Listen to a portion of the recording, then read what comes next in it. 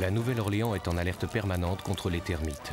Ils s'attaquent à tout. Charpentes, huisseries, poteaux électriques, livres, archives.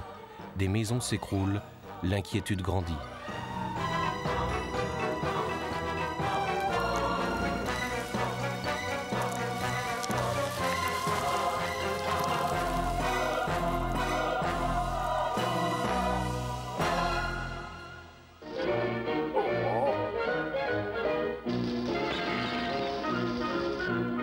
Les termites xylophages sont considérés comme les plus destructeurs. Leur progression s'effectue naturellement du sol, où ils ont leur quartier, jusqu'au plafond. Le premier étage consommé, les termites lancent l'assaut du second.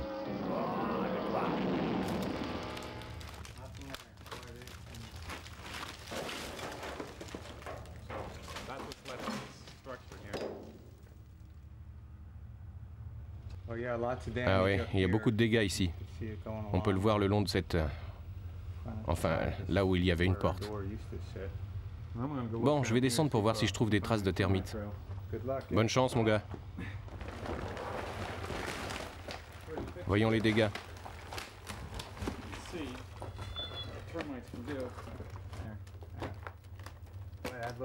Ça a l'air complètement mouillé, pourri et plein de termites. Les termites ont totalement envahi la place.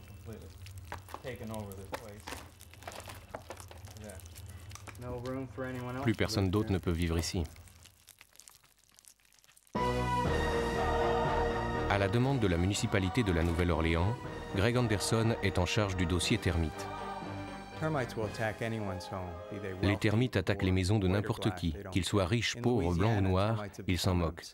En Louisiane, les termites sont devenus une vraie obsession. Un seul termite ne fait pas de dégâts, mais des millions de termites s'attaquent aux maisons, et c'est comme un petit chien qui grignoterait une maison l'une après l'autre sans arrêt.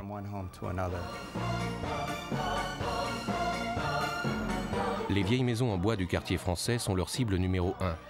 Mais aujourd'hui, les termites ont décidé de se faire les dents sur les joints des gratte-ciel. Ils attaquent même la maison de Dieu.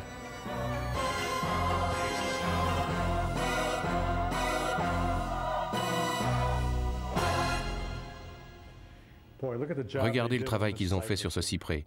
Les termites l'ont dévoré, n'est-ce pas? Ils l'ont traversé. Vous savez, nous avions un problème la semaine dernière. On était en train de vérifier l'horloge à l'extérieur à l'entrée et elle est tombée dans la rue. L'horloge en bois? L'horloge en bois. Faudrait peut-être en mettre une en plastique. Il va falloir faire quelque chose. Vous savez, ça ne sert à rien de prier. Les termites viennent à l'église tous les jours. Ah, vous avez raison. Aujourd'hui, des légions de nouveaux ennemis très agressifs attaquent. Les termites de Formose, venus clandestinement d'Asie par bateau, prennent d'assaut aussi bien le bois mort que le bois vert. Vers 4 heures du matin, j'ai été réveillé. Il y a eu un grand bruit et il y avait un arbre sur ma voiture. Apparemment, c'est les termites. La présence des termites est évidente dans cette partie de l'arbre. Ces accidents deviennent fréquents et Greg estime qu'un arbre sur 4 est infesté par les termites.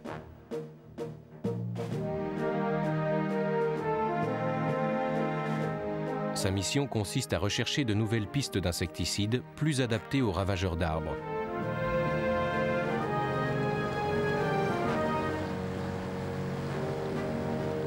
Greg expérimente ces nouveaux produits sur les arbres des marécages, épargnés par la guerre chimique qui sévit en ville. Les termites sont peut-être en sursis.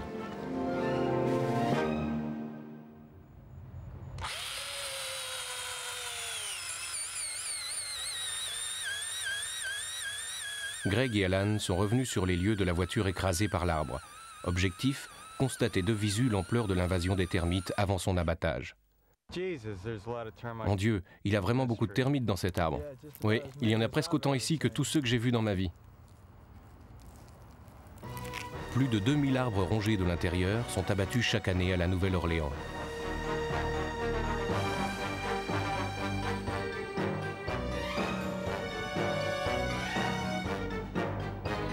Greg vient de retirer le nid de l'arbre. La colonie devait compter près d'1 million d'envahisseurs.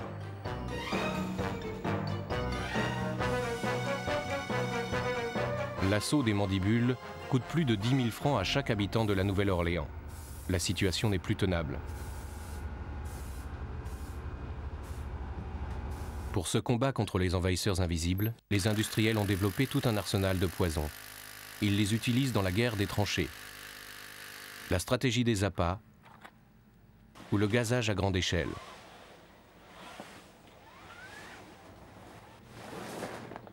Les propriétaires abandonnent alors le champ de bataille pour 48 heures.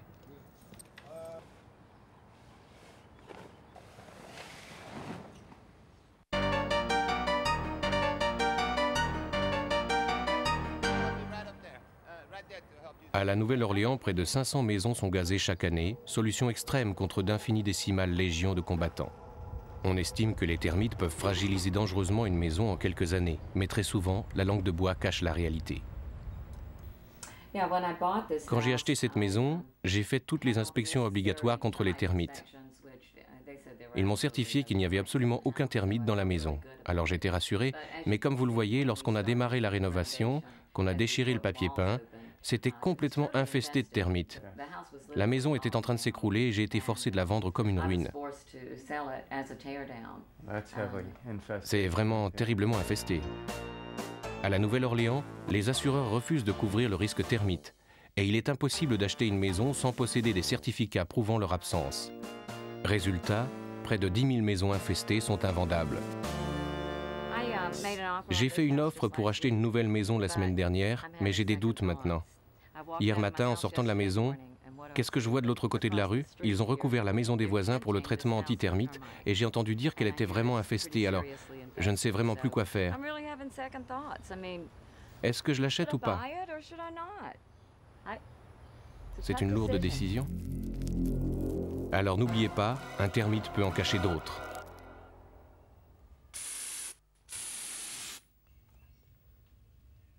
Cet homme n'est pas un adepte du pop art, mais un docteur honoris termite auprès de l'ONU. Il est partisan de l'insecticide en frappe chirurgicale.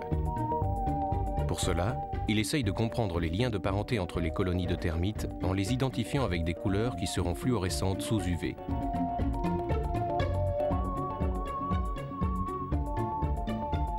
Objectif, empoisonner les termites entre elles.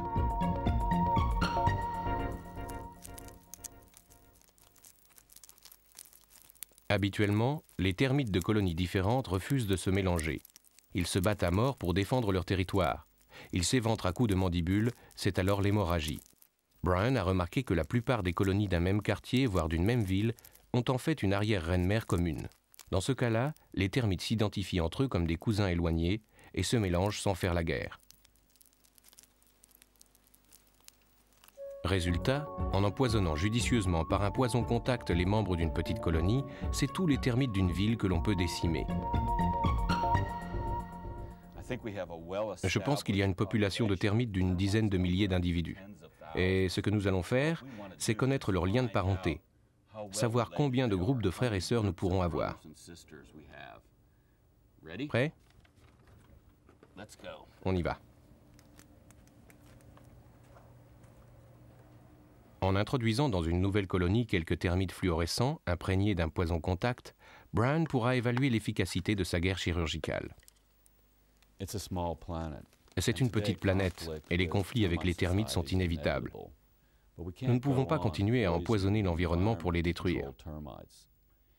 Aujourd'hui, il faut entre 400 et 1000 litres de poison pour traiter une maison américaine moyenne.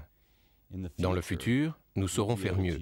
Nous utiliserons moins de 2 litres d'insecticides. Reste à mettre au point les nouvelles armes antitermites et dans ce domaine, les Américains ne manquent pas d'imagination.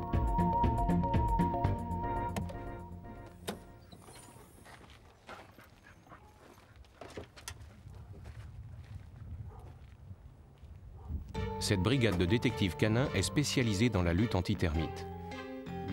Normalement, quand nous cherchons des termites dans une maison, seulement 15% de la maison sont visibles. Les 85% restants sont cachés derrière les murs, sous les moquettes, et c'est justement là que les termites aiment vivre. Et avec les nez de nos chiens, c'est comme si on avait les rayons X. Pas de caméra. Les chiens antitermites détenteurs de la plaque de détective professionnel seront bientôt une centaine aux États-Unis. Ok, nous allons cacher quelques termites dans la maison dans ces containers. Ce sont des appâts pour motiver le chien. Mais ce sont de vrais termites que vous mettez dans mon canapé? Oui, ce sont de vrais termites, et on devrait pouvoir les conserver dans ces petits containers et on les récupérera avant de partir. Allez, viens ma fille, cherche les teas, cherche les termites. Cherche. Il y a des termites? Est-ce qu'il y a des termites? Ah là, il y en a là? C'est bien ma fille. Elle cherche les termites. Cherche. Il y a des termites? Elle continue d'indiquer cette cloison. Il y a des termites? Daisy. Cherche. Est-ce qu'il y a des termites? Elle n'arrête pas de gratter là. Elle cherche Daisy. Cherche Daisy.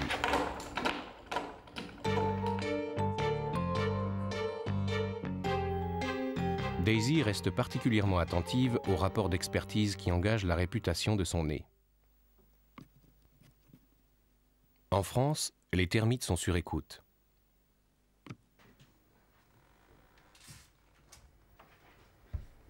Là, vous entendez quelque chose ou pas? On entend bien les mandibules découper le bois. Il y a beaucoup de sons. Je pense que c'est une colonie assez importante.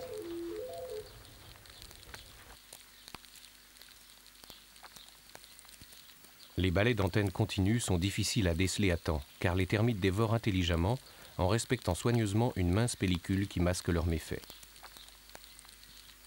Mais aujourd'hui, l'écho des mandibules des ouvriers les trahissent.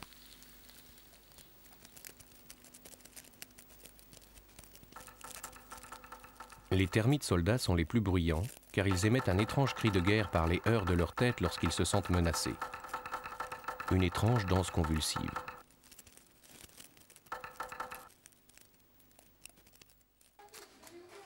Après le sud de l'Europe, les termites occupent Paris, l'un des pôles extrême nord de leur conquête, car les termites craignent le froid. Face à l'ampleur du fléau, une loi anti-termite a été adoptée. Mais rassurons-nous, si les termites européens sont actifs, ils n'ont rien à voir avec les piranhas à bois de la Nouvelle-Orléans. Et puis maintenant, les murs ont des oreilles.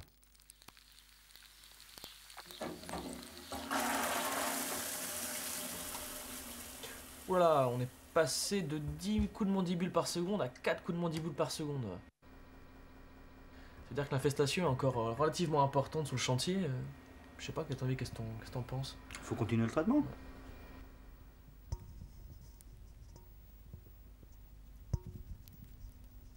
L'envahisseur est aujourd'hui trahi par les bruits de son estomac. Reste à traiter les poches de résistance, alors touchons du bois.